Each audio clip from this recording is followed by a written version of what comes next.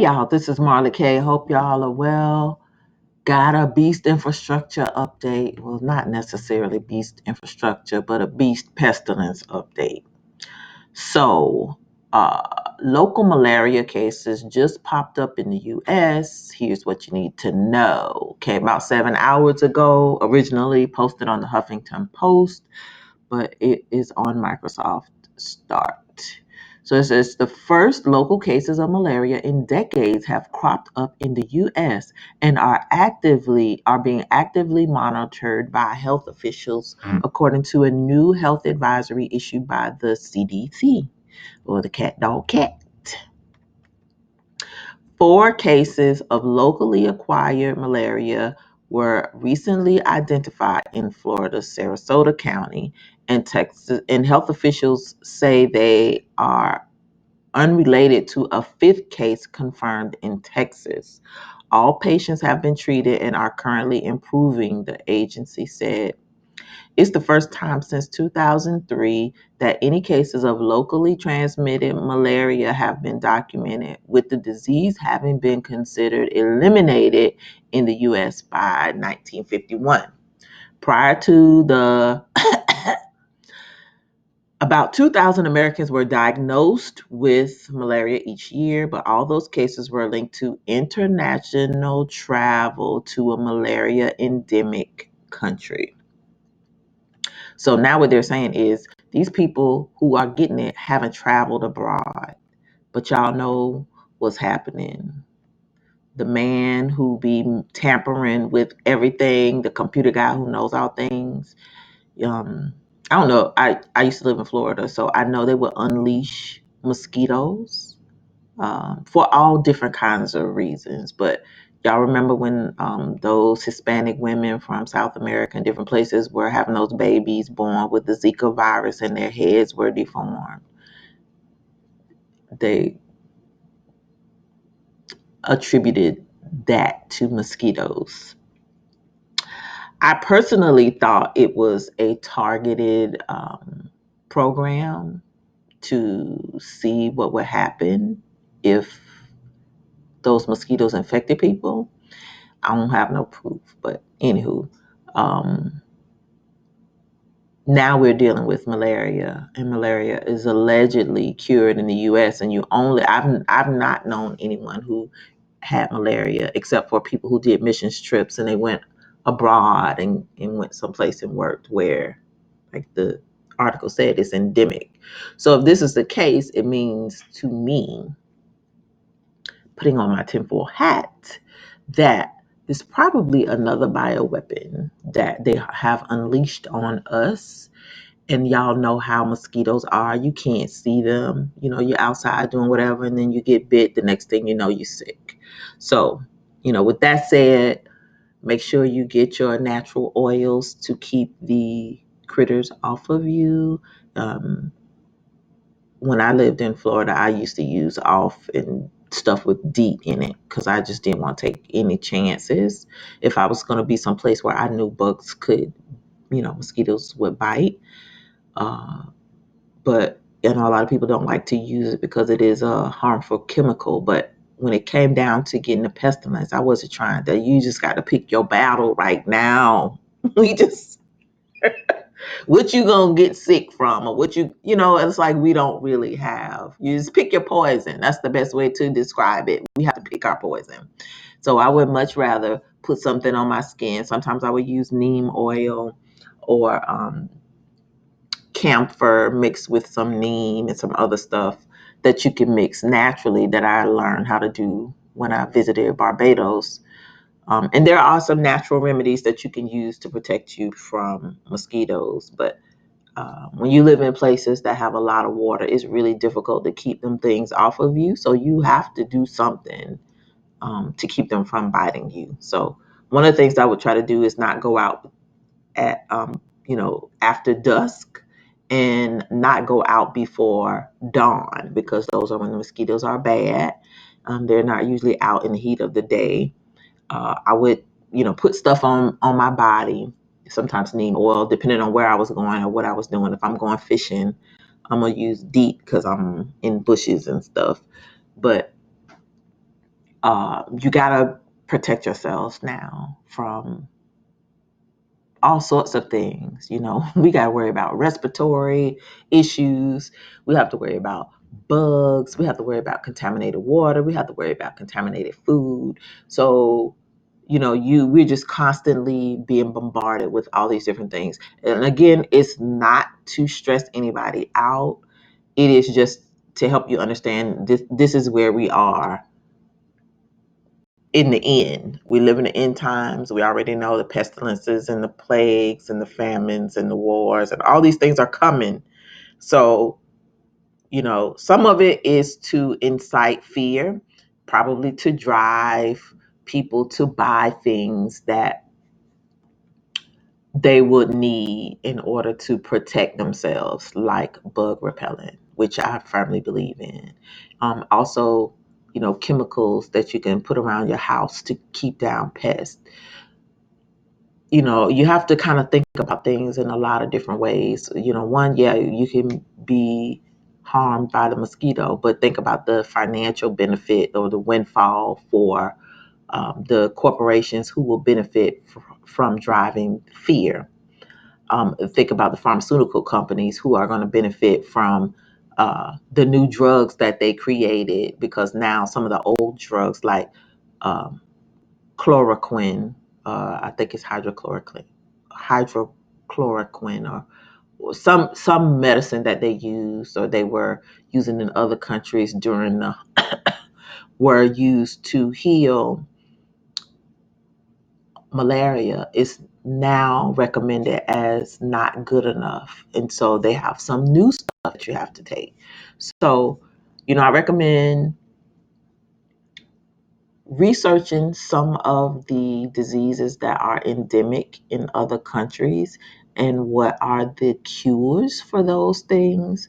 Save the pages or print it out, put it in PDF form and save it on something else so that you can access it whenever you need it. But I just have a feeling that we're going to be seeing a lot of diseases here that have been in third world countries and not treated, or uh, created and weaponized in third world countries. They're going to be here. And, we just have to be prepared for that. There's nothing that we can do about it. They're going to do what they're going to do, but we need to be trying to survive. That's what the goal is. Thrive and survive. We built for this. We know what time it is. So we got to do what we got to do. So getting back to this story. When people who contract malaria abroad return to the U.S., local Anopheles mosquitoes, I don't even know what some of these words are, can bite the man. Can bite the man, become infected with the malaria causing parasites. The new cases were transmitted with U.S. borders by mosquitoes carrying such a parasite. With, listen to this, climate change and rapid travel, Anopheles mosquitoes with the malaria causing parasites are expected to be a bit more common, especially in parts of the U.S. that are warmer, like Florida and Texas. And it's also because they're close to the Gulf of Mexico. It's warmer, it's more humid, they rain almost every day. And then, water just kind of sits, pools, and mosquitoes grow. And so they tend to have more mosquito issues than, say, the rest of the country. Said Dr. Megan Coffey, an assistant professor of population and family health at Columbia University's Mailman School of Public Health. What the world? The cases are unusual, and officials say the risk of widespread malaria transmission in the U.S. is still relatively low. However, there's still a threat of more cases, as the CDC and other statewide organizations have issued public health alerts warning physicians, public health authorities, and general public about the risk. So, how malaria spreads and how you can limit your risk. Malaria is a vector-borne disease, which means it spreads through another organism, in this case, an infected female mosquito.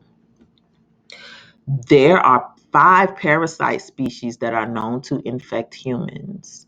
Of these, Plasmodium falciparum and Plasmodium vivax, both are human-only species, are responsible for most of the disease worldwide. Dr. Michelle Hussain, a pediatric infectious disease physician and the director of research at the University of California, San Francisco's Malaria and Elimination Initiative. How convenient. Malaria can be transmitted person to person through blood transfusions or from an infected pregnant person to their baby via the placenta, added Dr. John Schwartzberg, clinical professor emeritus at the University of California, Berkeley School of Public Health. If y'all know anything about these schools, you will know they have assisted in developing a lot of things that have been detrimental to humanity. But we've only discovered that years later. And by the time people discover it, they don't even go back and do the research to figure out where this stuff come from. Who created it? You know, most of these schools get money from the government to develop stuff. And then once they develop it, the government buys it and then they, rush it off to these labs and tinker with it and weaponize it and save it for just the right time, like now. In order to limit your risk, take precautions not to be bitten by mosquitoes. Sleep in rooms with screened windows, wear long protective clothing, and use insect repellents on your skin. Recommended hygiene. Seeing. The CDC recommends sticking with EPA registered insect repellents, which includes options with proven safe ingredients like DEET and picard, picaridin. I'm sorry for butchering these names. These are not things that we say every day. But notice that they recommend that you use EPA registered insect repellents. So y'all know I have this rule where when they advise you to do something, you do the opposite. So this might be a time for you to start tinkering and researching salves and other things that you can use so that you don't have to put this stuff on your skin, because there's a reason they're driving us to these products. Now, I'm not saying they don't work, because I have used them for years. I haven't had any issues. I don't use them a whole lot, except for when I lived in Florida. You can't hardly go no place in the evening without some bug spray. I keep it in my purse because they were so bad. But um, now I don't have to deal with mosquitoes like that. But the fact that they recommend these products, I'm suspicious now. So y'all take that with a grain of salt. Eat the meat, spit out the bones. The CDC expressed concern about a possible rise in imported cases too, because of increased international travel this summer. So they're getting ready to do the travel ban. So they got to tell you, you got to have a passport, you're going to have this. And it's all tied together. That beast infrastructure. In this article, you got climate issues, you got bugs and taking EPA recommended repellents. Then you got the stuff about the travel. If you plan to travel to or visit a malaria endemic country, take preventative drugs prior to or during your trip under the guidance of a medical professional. Because of the risk of counterfeit medicines, the CDC also says that you should buy them in your home country before you travel. A vaccine is not recommended for U.S. travelers at this time. Of course not, because they want you to die. God dog it. We can't live, can't get no rest in Babylon. Malaria symptoms and treatment. According to this doctor, an infection may cause flu-like illness symptoms. Infected people can have fever, chills, night sweats, headache, body aches, or fatigue. They may also experience cough and diarrhea. If you traveled abroad recently and are experiencing these symptoms, it is crucial to seek medical attention right away. For a diagnosis of malaria, you may need to undergo a blood test. Coffee said samples analyzed for the parasite under a microscope. When it comes to treating malaria of any origin, there are many different types of drugs that are tailored to the type of parasite, severity of the illness, and drug resistance. Hysing, Siang, or whatever this person's name is.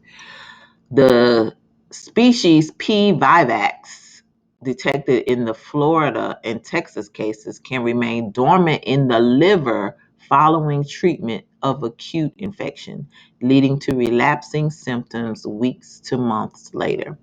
It is important that anti-malarial drugs are started immediately, as malaria left untreated can cause severe illness. Dr. Michael Capello, a pediatric infectious disease physician at Yale Medicine.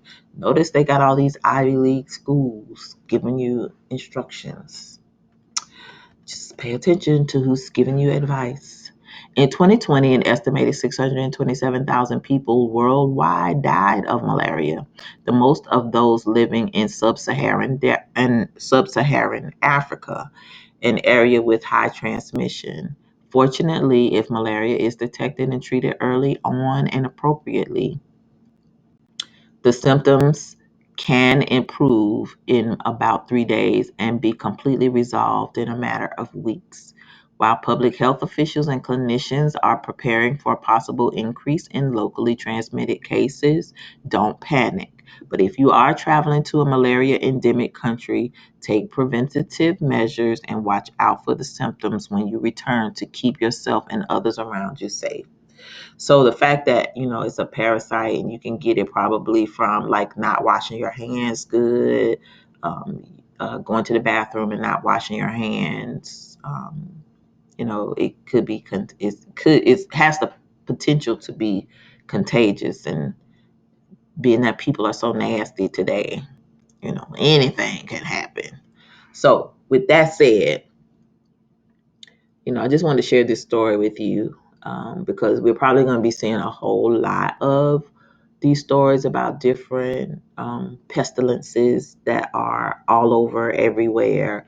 And you're going to need to go to the doctor and get some medicine. You're going to need to do this and that. That's why I was urging you before um, well, I'm not going to say that. That's why I was urging you to get your medications as you needed them, to have them stocked up for such a time as this, because I knew that these things are coming, and when you don't have what you need to kill stuff, it's a problem. And then you have to go to the doctor, and after the I don't really have faith in physicians anymore. Not saying that all of them are bad. I know there are some good ones, but I know a lot of people got paid to push this lollipop that has killed a whole lot of people. And churches were in on it, especially the black church. They were heavily targeted. And so it's in everybody's best interest to learn about what's in this world that could potentially harm you, whether it's something that you could pick up in water, any waterborne illnesses that you could get from drinking contaminated water, to stuff that's respiratory, to something that you can get from a mosquito bite. Know what is in the environment, because you have to protect yourself, and you have to figure out ways to navigate what's coming. That's all we can do. And you got to do it while the internet is up, because soon when the internet goes down, you're not going to be able to research nothing. So the best thing you can do is, if you have money, buy books. If you don't have money, go to the library, pick out some resources that you can check out, read, make copies of those, keep those hard copies in your house. Go to thrift stores and look for old books, look for old medical books on eBay. People get rid of all kinds of good stuff. So, just make sure that you are paying attention to what's going on in your state. and prepare accordingly. There are a lot of different natural ways to protect yourself. You don't have to use the stuff that they recommend, but you do need to be keeping something on your skin in addition to wearing long sleeves when you're outside to keep those critters off of you. All right, this is Marley K, and I'm out.